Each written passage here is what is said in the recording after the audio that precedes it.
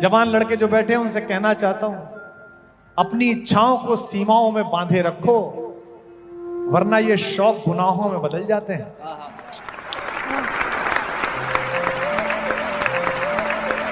जवान लड़के जो बैठे हैं उनसे कहना चाहता हूं, अपनी इच्छाओं को सीमाओं में बांधे रखो, वरना ये शौक गुनाहों में बदल जाते हैं।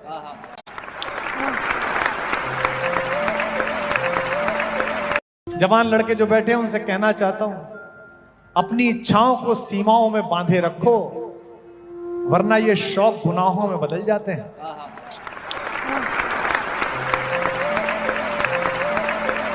जवान लड़के जो बैठे हैं उनसे कहना चाहता हूं, अपनी इच्छाओं को सीमाओं में बांधे रखो, वरना ये शौक गुनाहों में बदल जाते हैं।